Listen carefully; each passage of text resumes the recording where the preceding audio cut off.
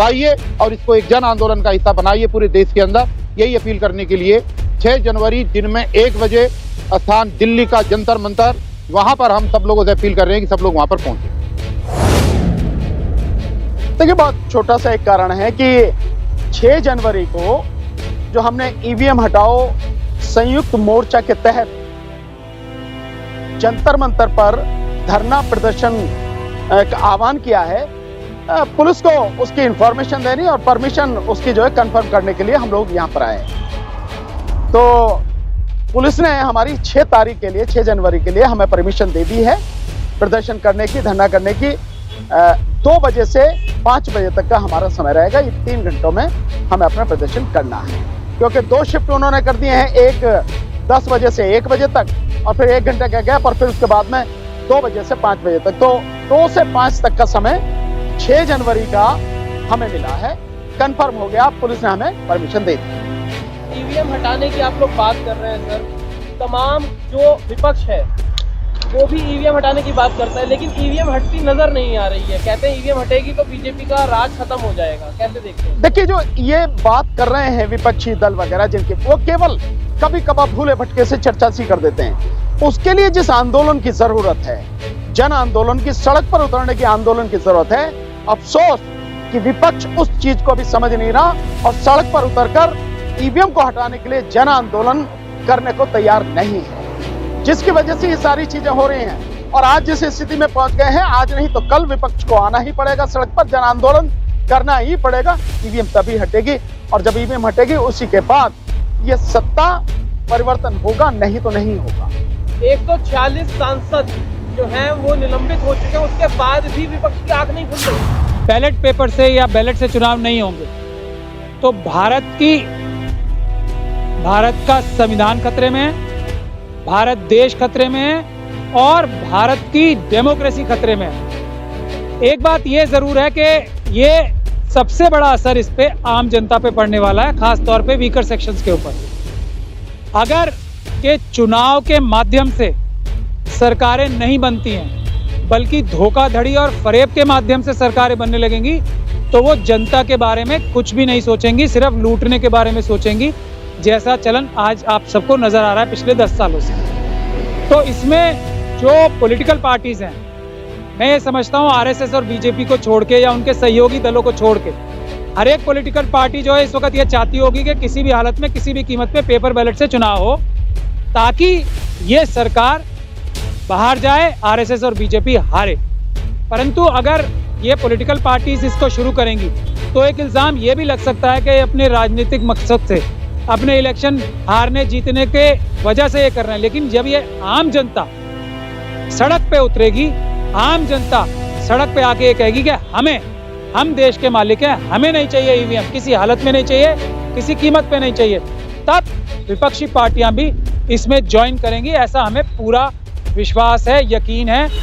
दुनिया में किसी भी जगह, किसी भी बड़ी डेमोक्रेसी में ईवीएम से चुनाव नहीं होते हैं। यहाँ ईवीएम से चुनाव करने का मकसद सिर्फ एक है, चुनाव में धांधली करके जनता की असली आवाज़ को दबा के सिर्फ नाजायज सरकारें इलेक्ट की जा सकें। विपक्षी पार्टियों को किसी धोखे में नहीं आना चाहिए कि तेलंगाना जीत गए, यहाँ जीत गए, बंगाल जीत गए।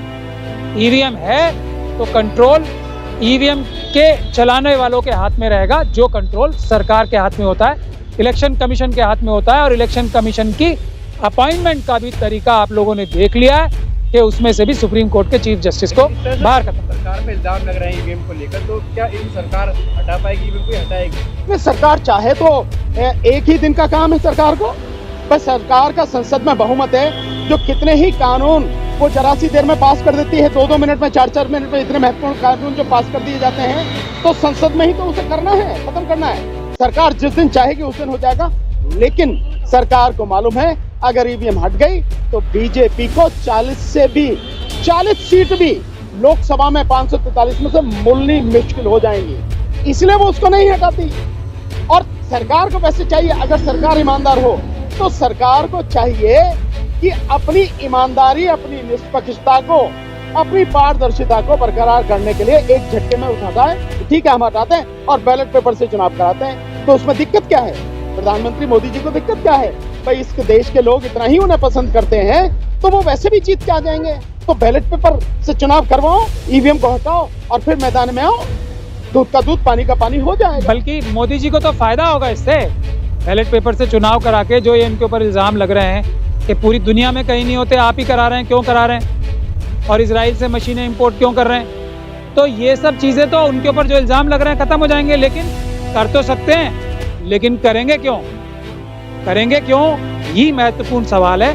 अगर वो करेंगे तो उनकी सरकार नहीं रहेगी, वो अच्छे से जानते हैं इस बात। तो ईवीएम को हटाने के लिए जनता को सड़कों पर आना पड़ेगा, एकदम आना पड़ेगा। सरकार भी है और भी है।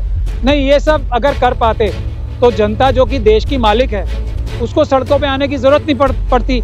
लेकिन जब देश खतरे में आ जाए, जब देश के ऊपर इतना बड़ा खतरा आ जाए कि चुनी हुई सरकारें ही नहीं आ पाएंगी, फ्रॉड के माध्यम से सरकारें बनेंगी, तब जनता सड़कों पे आएगी, क्योंकि जनता देश की मालिक है। ये सभी जितने भी आप संस्थान बता रहे हैं, सुप्रीम कोर्ट हो, इलेक्शन कमीशन हो, प्राइम मिनिस्टर का ऑफिस हो, राष्ट्रपति महोदय का ऑफिस हो, ये सभी तो जनता के नीचे हैं, जनता के नौकर ही तो हैं सब लोग। अब जब मालिक नहीं चाहते तो नौकर गलत काम कैसे कर सकता है, ये बात। देखिए, लोकसभा चुनाव 2019 में हुए थे और 2019 से लेकर लगातार भानु प्रताप सिंह की अगुवाई में, उनके नेतृत्व में ईवीएम हटाओ आंदोलन चलता रहा। बीच बीच में दर्जनों बार हुआ, लोगों से अपील की गई, लेकिन इस 5 साल के अंदर जो लोगों ने बदहाली की सूरत देखी है और कई जगह से जो रिपोर्ट आ रही है कि जो चुनाव लड़ने वाले प्रत्याशी हैं, उन प्रत्याशियों को खुद भी अपना वोट नहीं मिला। वहाँ पर जब काउंटिंग हुई इस पर्टिकुलर बूथ के ऊपर, तो बूथ पे उसकी वोट 0 निकली। तो इससे सुगबुगाहट आई है। और अभी जो 3 राज्यों के चुनाव में जो स्थिति एकदम चेंज हुई है 12 बजे के बाद काउंटिंग के दिन, इससे जो है हलचल पैदा हुई है राजनीतिक दलों के अंदर ही। तो हम तो उनको ये अपील करने के लिए फिर दोबारा इसका शुरुआत कर रहे हैं कि जो भटके हुए लोग हैं, जो राजनीतिक लोग हैं, जो चुनाव लड़ते हैं, हार जाते हैं और घर में बैठ जाते हैं, वो लोग आएँ और इसका हिस्सा बने।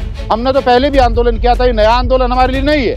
ये आंदोलन हमारे लिए वही है जो 2019 मई से हमने शुरू किया था, लेकिन लोगों का समर्थन जिस तरीके से मिलना चाहिए था उस तरीके से नहीं मिल पाया। इस बार जिस तरीके से पूरे देश से टेलीफोन आ रहे हैं, जिस हिसाब से लोग टिकट करा करके आंदोलन में शरीक होने का आश्वासन दे रहे हैं, हमें उम्मीद है कि बहुत अच्छा प्रोग्राम आने वाले 6 जनवरी को जंतर मंतर पर देखने को मिलेगा। इस प्रोग्राम के अंदर जो निमंत्रण है हमारा दिल्ली के लोगों को और जो राज्य के लोग हैं, उनसे हमारा अनुरोध है कि वो ठीक 1 बजे 6 जनवरी को ठीक 1 बजे जंतर मंतर पर पहुंचने का कष्ट करें, क्योंकि सब लोग आएंगे, तभी राजनीतिक दल भी उससे प्रेरित हो करके आना धीरे धीरे शुरू करेंगे। और हमारी अपील है तमाम राजनीतिक दलों से कि अभी कुछ नहीं बिगड़ा, नहीं तो 2024 के बाद आप चुनाव लड़ने लायक भी नहीं बनोगे। जो पार्टी आपने बना रखी है, सारे कुर्ते पजामे आपके खूंटी पे टंगने वाले हैं। यहाँ पर इस देश में कुछ होने वाला नहीं है, इसलिए अभी समय है, चुनाव सर पर है, आप आइए और इसको एक जन आंदोलन का हिस्सा बनाइए पूरे देश के अंदर। यही अपील करने के लिए 6 जनवरी दिन में 1 बजे स्थान दिल्ली का जंतर मंतर, वहाँ पर हम सब लोगों से अपील कर रहे हैं कि सब लोग वहाँ पर पहुँचें।